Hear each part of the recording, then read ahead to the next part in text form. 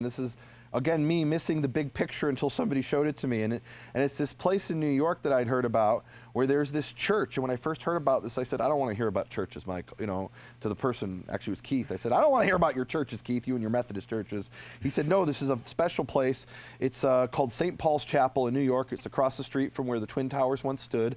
And on 9/11, not a single window was broken in that church. It was built in 1766, and when the buildings collapsed, people literally ran into this church and their lives were saved. And to me, this was an architectural fulfillment of two verses in the Bible, and I'll show you why in a minute. But the first verse is Proverbs chapter 18, verse 10. It says, "The name of Jehovah is a strong tower. The righteous runs into it and is safe." And the other verse is Exodus 20:24. "In every place that I cause my name to be mentioned, I will come to you and bless you." And look, Michael, this is what I saw at the front of that church. And when I was told about this, I didn't believe it. I had to see it with my own two eyes. But what we have here at the front of the church is the name Yehovah in Hebrew. And it appears inside of a triangle. And let's remember that triangle. We'll get back to it. And there's light coming from the name inside of clouds. It appears a second time in the front of the church.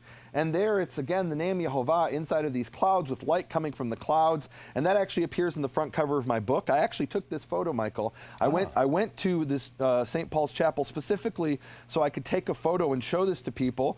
I couldn't find good photos online. And I bought a camera specifically for that purpose. And I was lying on the ground on my back in New York at St. Paul's Chapel taking these photos. And it was hilarious because this security card came over to me. And I didn't have the best camera. So I thought I better take lots of photos. I specifically made a trip to New York for this. Cost me a lot of money. And I want to take a lot of photos because, you never know till you get on the computer which one came out. The security guard says, "You can't lie on the floor there. It's against the law." I said, "Okay, I'm almost done. I'll be done in a minute." He said, "If you don't get up, I'm going to bring a cop." And I said, "Okay, you go get the cop." And I took my photos. And by the time he came back, I was gone with my photos. I got this photo. It's beautiful. You can see the name Yehovah at the front of the church. And literally people ran into that church on that day and their lives were saved. I have an example, a testimony of a police officer who shares his testimony of running into that church and his life being saved. It's in my book, Shattering the Conspiracy of Silence. And to me, again, this is an architectural fulfillment. Every place I cause my name to be mentioned, I will come to you and bless you. And the name of Yehovah is a strong tower. The righteous runs into it and is safe. Now, Michael, I've shared this with a lot of people, this whole thing about the name. And I get a lot of people who say to me, and I even have an email here from somebody. Let's see if I can find it. And the email, they say to me, they say, here it is. They say, "Can you tell me how and where you come up with the spelling Yehovah for Yahweh?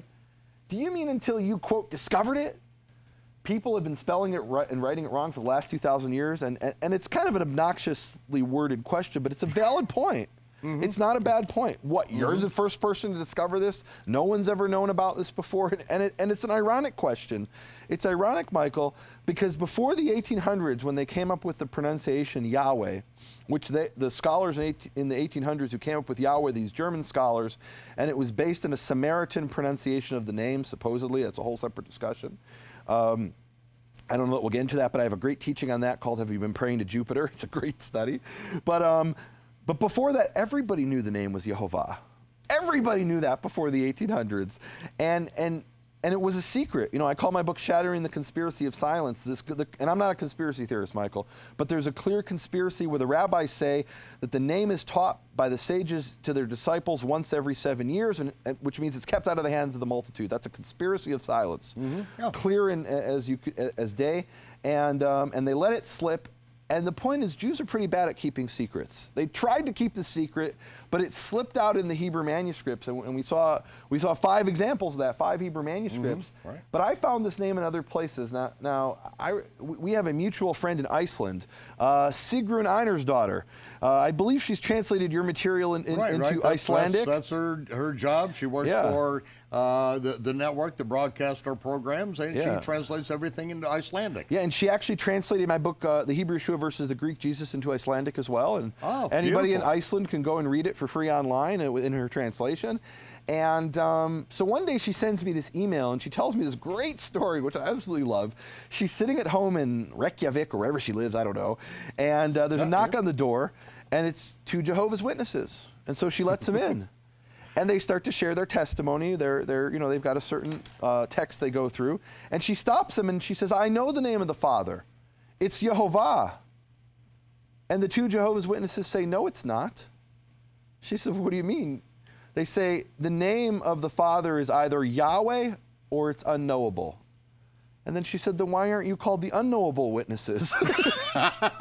Or the Yahweh's witnesses? And I think at that point they ran out. But so she sends me this, and she tells me how they also told her about how there are these churches in Iceland that have the name, just like St. Paul's Chapel in New York, the 9/11 Chapel.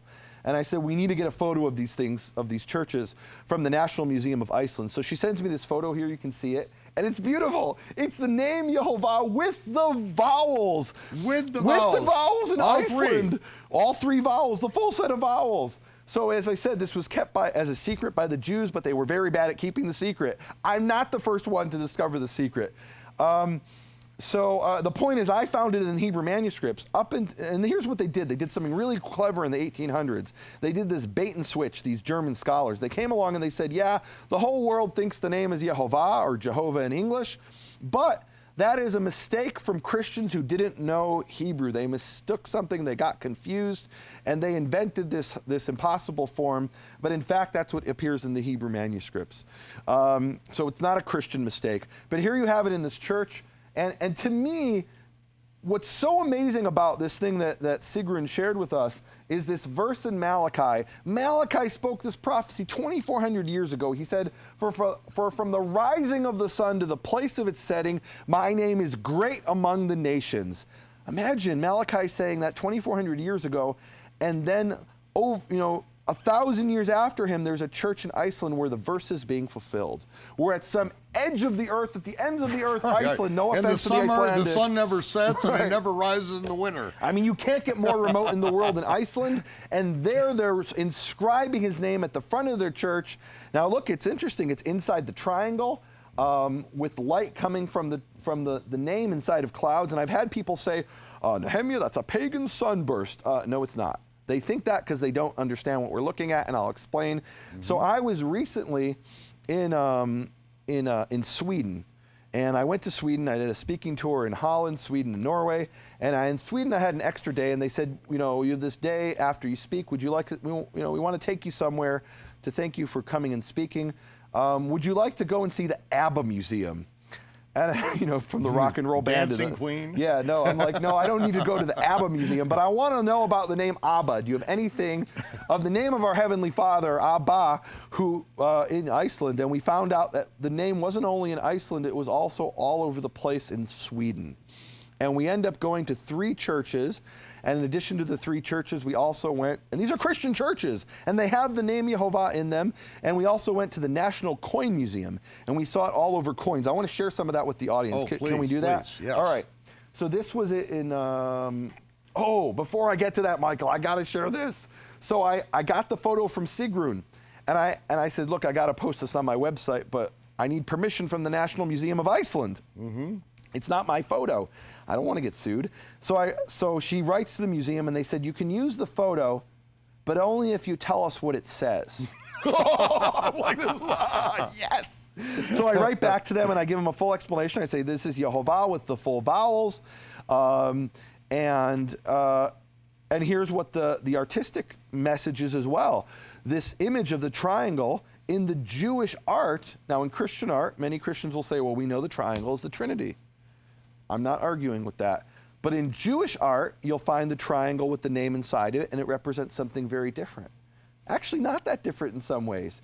The name Yehovah inside of the triangle, that triangle represents the meaning of the name Yehovah. And it's interesting, there's no dispute in Jewish sources about what this name is, about what the meaning of the name is. Now it's an interesting thing. I've shared with a lot of rabbis about this discovery of mine, about the meaning, about the pronunciation of the name Yehovah, and the most common answer I get is pshita, which means like no duh. Of course that's of course that's what the pronunciation is. But what does the name mean? And this is something no one has any dispute whatsoever about. It's sung in the synagogue every week. And the name is a combination of the 3 forms of the Hebrew verb to be.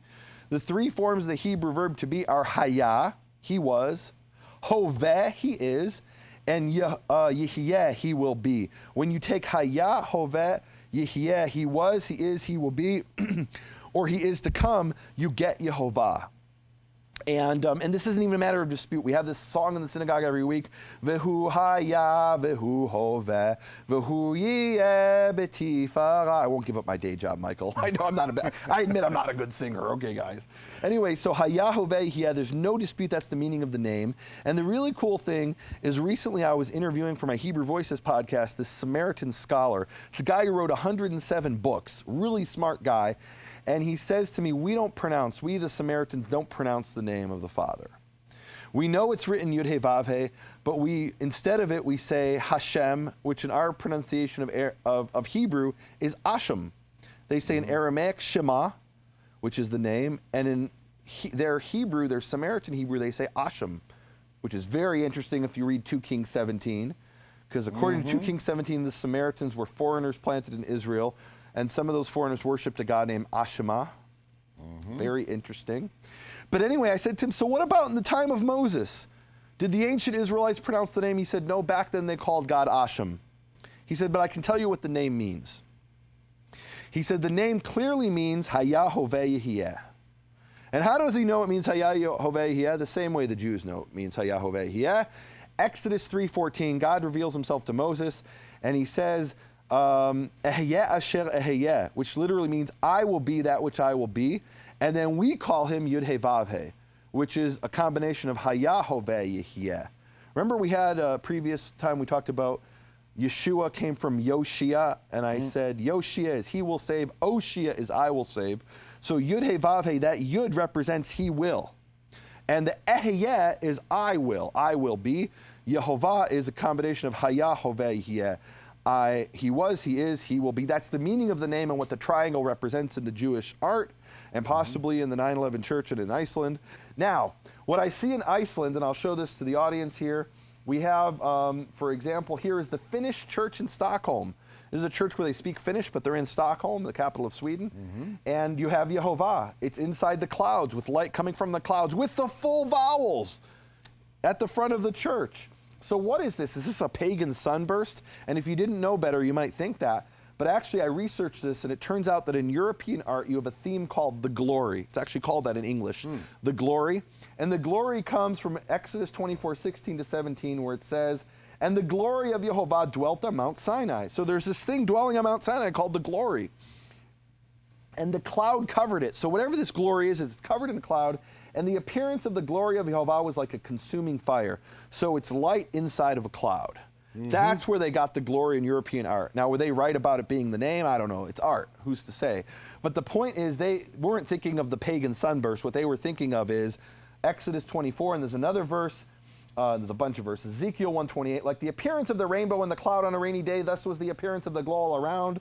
This is the appearance of the likeness of the glory of Yehovah. So when they were portraying this in the 9/11 church and in Reykjavik, Iceland, and in Sweden and Stockholm and in other places, as the name with light coming from the name inside of clouds, they were thinking of this glory. Now, what is the glory? I'll be honest with you, Michael, I don't know. In Jewish literature, the rabbis debated, is the glory Yehovah himself? Or is it an angel of Yehovah? Is it, and are those different things? And Jews have argued about this for over 2,000 years, and what we all agree on is that the glory is the same thing as the Shekhinah, the Shekinah glory. It's the presence of Yehovah. But is that Yehovah himself that dwelt on Mount Sinai, or his angel? There's different views in Judaism. I'm not going to solve that problem. But it was portrayed in European art as the name, sometimes with the vowels. Let me show you a few more places. I know we're running out of time. Here's another place with Yehovah with the full vowels. And then, again, here it's inside of a triangle with light coming from the clouds. The German church in Stockholm has the name Yehovah with light coming from it, again with the full vowels. Another place, this is called the Scandinavian church in Sollentuna, Sweden. And here is another place with the name coming from the clouds inside of a triangle with light in there, light coming from the name in the clouds. It appears in a bunch of different places. It appears on Swedish and Danish coins.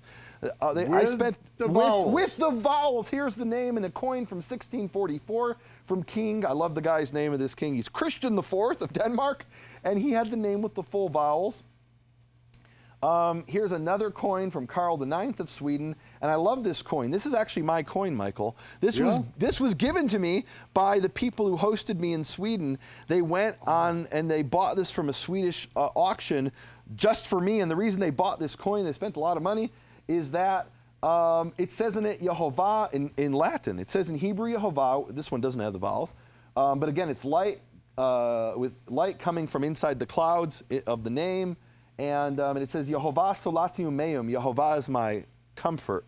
And my name, Nehemia, means Yah comforts. So they bought me this coin. It's a very precious possession of mine. I love it. And so you have the pronunciation in Latin on this. That has to do with how do you pronounce Latin. That's a separate topic. I've spoken to Latin scholars, and they've told me that in ancient Latin, it was actually pronounced wa. In modern Latin, they say v, but in ancient Latin, it was y, and that's a whole separate topic maybe we'll get to.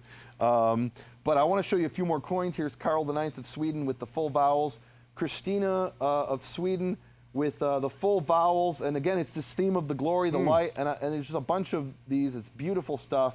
I have to say, though, I am not basing my pronunciation of the name on Swedish coins in Icelandic churches. I want to make that really clear, because I found the name misspelled in Sweden and Iceland, or in Sweden specifically. Here, for example, is a church in Sweden where they wrote the name Yahavohe. And that's because they had no idea what these little symbols they were transcribing meant. They wrote Yahavohe. My point is that the name appears in the Hebrew manuscript preserved by the Jewish scribes who gave us the oracles of God, preserved for us the oracles of God as Yehovah. What these churches show us is that this isn't something I discovered. It was a secret kept by these scribes, but it was the worst kept secret of all time. And until these people cooked up the name Yahweh, this was the common understanding of how the name was pronounced.